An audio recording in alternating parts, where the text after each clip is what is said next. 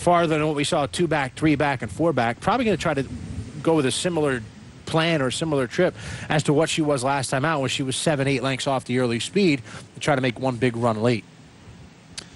Laurel, they're getting close to the starting gate for race number 9. We're getting close to a post parade here for the Lake George. We'll get you out to Maryland, bring you that race live, rest assured. Back to the discussion of these horses. Can we talk about sweeping Patty, Victory to Victory, in that she's the lone Grade 1 winner in the field. She won the Grade 1 Natalma in just her 3rd career start. In fact, she won it by 2.5 lengths. It would parlay that into a win against non-winners of one other than, because that was her maiden victory. She's got the class. I mean, it's coming back to me, but was she entered in the Breeders' Cup Filly Mare? Not Filly Mare, but the turf, Juvenile Filly Juvenile Filly Turf, and scratched? Because there was a race that she was in that I liked her, and she scratched. I think you're right. I think it's the Filly Turf. I think you're right, because I think I liked her too. I think she was 10-1 morning line, and they had a scratcher. So something happened after that race. They shut her down the rest of the year. They came back, found a nice little spot for her at Keeneland. And the field is on the track for the Grade 3 Lake George 55 in the silks of Peter Brandt. Chad Brown leads the post parade off a 2nd place finish in the Wonder again in her most recent effort at Belmont. Should be favored here. Second to New Money Honey last time. We're going to win the Belmont Oaks Invitational, and she showed a game try in the lane that day in that first start off the 6 weeks. Now she's had another 6 weeks just about since then. She's starting to progress nicely, and will be no surprise if she gets the winner's circle here. But you can point out the Party Boat beat her by 4.5 just the start before that. But off her last race, she does deserve to be getting money. That's also first start off the barn change. First starts in shipping north from Florida. Give her some time, and she's already a graded stakes winner, and she wouldn't be surprised if she jumps up and wins here. Here's Defiant Honor at 7-2. That's probably what we were expecting, really. Johnny V for Jimmy Toner. Last time out, a good winner in that race, going a mile, entry-level allowance event. Back to a mile in the 16th. Second start at 3. Second start off a 7-month layoff. Expecting her to continue to move forward. Chubby Star, my pick here, holding sway at 16-1. It's already been a great opening day for Ricardo Santana Jr., so he's obviously on cloud 9 with a couple of opening day wins. Why not take a shot with him here at a price? That's what I'm going to do. Scratch the 5 Corporate Queen, who was entered for the main track only. Super Marina, 40-1 shot for George Weaver. We heard a little bit about her earlier with Caleb. And here's Caleb's check mark is Party Boat.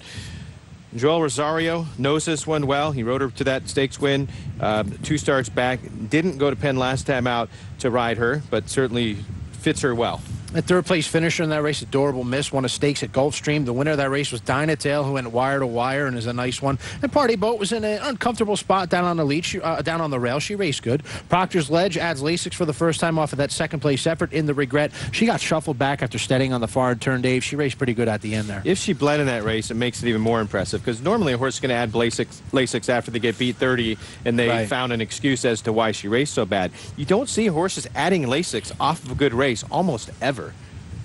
That's a good point. I mean, you expect her to show up with another, improved effort, a nice effort again today. And it's just a matter of how fast they go up front. Where's she going to be closing from? Sweeping Patty, we talked about Victory to Victory. And then Dream Dancing, who ended up finishing 3rd last time out at Belmont Park, but she gets back to Saratoga, where she broke her maiden here August of last year. At your field for the Lake George, let's check in with Caleb. A warm day here to begin the Saratoga meet, but we found some shade, myself and Dale Romans, as we get set for the Lake George. And Dale, Sweeping Patty, let's go back to the 2-year-old campaign and that win at Kentucky Downs. What are you thinking when she wins the maiden by 12? I don't know what we had. That was about as impressive a thing as I ever had a horse do. And she came back and she ran okay in the Jasmine, but it wasn't a super race. But then she got a little sick afterwards, and I kind of rushed her to the Breeders' Cup. And this year, that 2 races at Churchill were really nice, and the last one was super. The outside draw doesn't look like it helps. She could bounce back or run a good race here, but from out there off that last race, I'll side against. Well, Defiant Honor, quite the story. A sister of the late, great Recepta, for the Jimmy Toner barn. Goes into the gate as They're your all in favorite. line, and Also we're getting ready all for the the attention start. from the betting public. It's the Grade 3 Lake George, live from Saratoga. They're off in the Lake George, and Defiant Honor comes out running on the lead. Chubby Star goes with her, and there goes Sweeping Patty into the mix too. And then it's Victory to Victory away running in 4th position. Proctor's Ledge is 5th early on, moving for the turn. Then comes Super Marina, followed by Party Boat. Dream Dancing to the outside. 55 is second last. Fizzy Friday trails the field. Up front, it is Chubby Star who takes the early initiative here and will head them onto the backstretch, clear of Sweeping Patty through a 24.71 opening quarter. Defiant Honor is next on the inside. And then it's Victory to Victory. A break of another 2 back to Proctor's Ledge. 5th onto the backstretch, 5 from the front. And then it's Party Boat, Super Marina, 55 right behind them. Dream Dancing to the outside, and Fizzy Friday continues to race at the back of the field. Chubby Star and Ricardo Santana Jr. lead them along here. A 49.66 easy half mile. Sweeping Patty, the closest pursuer, second. Victory to Victory is third on the outside. Defiant Honor 4th and down toward the rail. In behind them, Proctor's Ledge, Super Marina to the inside. Party Boat 6 lengths behind. Then 55, Dream Dancing and Fizzy Friday as they round the far turn. Chubby Star continues to lead the way. On the outside comes Victory to Victory, who's just a neck back in second. Proctor's Ledge switches to the outside of them, and these 3 come into the stretch. Party Boat is right behind them. It's wide open. Defiant Honor gets through it, opening on the inside. As they come into the final furlong, it is now Proctor's Ledge in front. Proctor's Ledge is taking the lead. Party Boat to the outside. 55. Chubby Star is next, but it is going to be Proctor's Ledge and Javier Castellano in the Lake George. They won it by 2.5. Party Boat was second, then 55 and Chubby Star in a final time of 1 minute 41.47 seconds. Proctor's Ledge and Javier Castellano winning the Grade 3 Lake George. Picked up on that first-time Lasix angle a little bit too late, I think, Tom, because she ran a good race last time out with trouble, too. She came rolling in with second, and with the Lasix here today, she is going to slingshot past them all. Turning for home, hey, I got a little bit of a thrill at 16-1 with my top pick, but she's going to get tired late. She's not used to being on the lead, and now here come the closers just gobbling up the ground. Proctor's Ledge and even the 7 Party Boat was also coming on nicely on the outside, so a 6-1 winner in the Lake George. It's going to be 8-7-1. And Chubby Star holds on for 4, so I'm just going to get edged out of my money back. 8-7-1-4 is how they cross the wire. And there's a look at Proctor's Ledge, scoring at odds of 6-1 in this Grade 3 Lake George. 24-3, 49-3, 13-1, 35-3. So they go 22-2 fourth quarter. Wow. And then the final 16th, what are we looking at there? 5-3. 5.7. Flying. And not they, her. Yeah. Well played. Proctor's Ledge. As we take a look at her, this filly by Ghost Zapper lopes back to the winner's circle.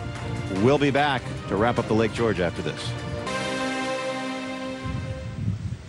Proctor's Ledge, big performance here today. Hats off to Brendan Walsh. She did a fine job conditioning this filly. Only her 7th career start. She picks up her 3rd career victory, her first win at Saratoga, a graded stakes victory. She's already had some black type with those 3rd place finishes in the Appalachian and the 2nd place finish in the Regret. But now she can call herself a graded stakes winner. When we go back and look at this riding standings for last year at Saratoga, Ortiz brothers were 1-2, Javier was 3rd in wins.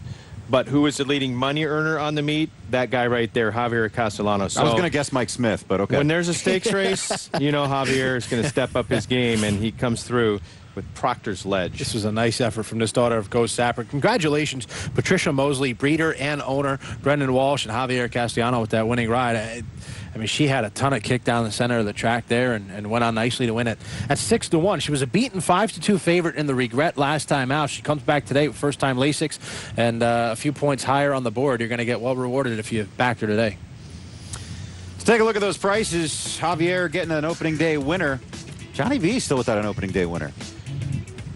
Wow. Does he have a chance? He's the all-time leadingest opening day winning rider. Kind of a mouthful.